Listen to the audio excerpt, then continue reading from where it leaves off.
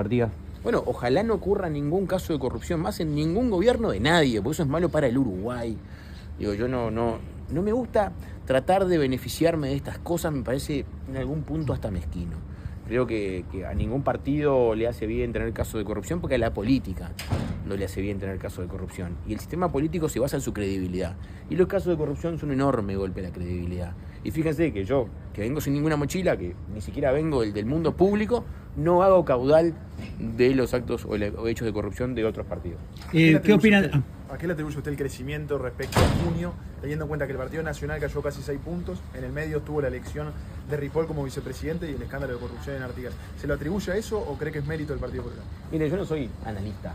Eso será, yo me dedico a esto. Una lectura política. ¿Por qué pasa? Bueno, pero es análisis. Yo análisis no hago. Yo te puedo decir que nosotros somos una expresión potente de renovación.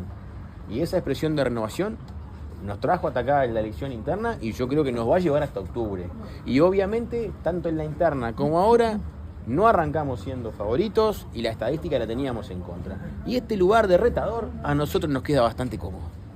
¿Toma o no la aposta de Heber de decir que es un delito dormir en la calle? No, Heber no dice que es un delito. Heber quiere proponer que se convierta en delito. Bueno, pasa que ahí tenemos que tener claro que esto ya existe, ¿no? Desde el año 2013, el Ministerio del Interior de Eduardo Bonomi, a través del Poder Ejecutivo, envía un proyecto de ley de faltas al Parlamento en aquel momento que establece como falta dormir en lugares públicos, que se castiga justamente con trabajo comunitario. Y antes que ustedes me digan que es una falta y no un delito, está el artículo 2 del Código Penal, que básicamente lo que hace es clasificar a los delitos por su gravedad en crímenes, delitos y faltas. Las faltas son delitos de entidad menor, pero lo son, con lo cual esto que se discute, que Heber propone por un lado y que Fernando Pereira dice que es una barbaridad, ambos ya lo votaron en el Parlamento. O sea que básicamente ya existe una discusión laudada. O sea, el Frente fue el promotor de criminalizar dormir en la calle. ¿Qué hay que hacer? Hay que fiscalizar eso porque nadie lo controla y hay miles de personas durmiendo. No es que no va por ahí. El problema es cómo está establecida la ley. Hoy yo creo que no es un resorte delictivo el que soluciona esto. Porque ¿qué pasa? Esto es una falta. Entonces la falta prevé que yo tengo que intimarla a salir a la calle 2 veces, podrá volver a un refugio, pero en la medida de que no se soluciona su situación de fondo, vuelve a la calle. Fíjense las cosas cómo se presentan.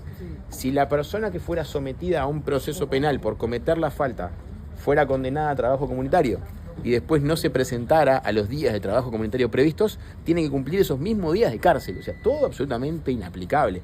Acá la discusión de fondo no es delictiva, es sobre internación compulsiva, lo cual podría ser un gran mecanismo en la medida que el Estado tuviese un resorte detrás para caminar después de internar compulsivamente. Para los adictos es eso. Claro, pero en el fondo pero las cuestiones... No, pero es que no hay persona que duerma en la calle que no tenga enormes patologías de salud mental.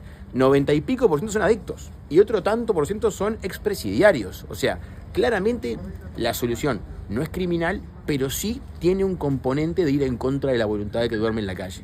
O sea, no es un delincuente, pero sí debe ser retirado contra su voluntad. El tema es que el Estado hoy no tiene capacidad de después seguir ese proceso. Entonces, lo retira. Bueno, ¿y cómo seguimos? Porque es alguien que está marginado del sistema. No va en conseguirle una casa a esto. Va en que está fuera, no tiene condiciones psicológicas, o no tiene condiciones de salud mental para poder vivir en sociedad. El problema es profundo. A mí me preocupa que la discusión a veces se trivialice. Porque fíjense que el propio Heber no tenía claro que esto ya era un delito, y el propio Fernando Pereira lo trata de barbaridad sin saber que su propia fuerza política es la responsable de que sea delito.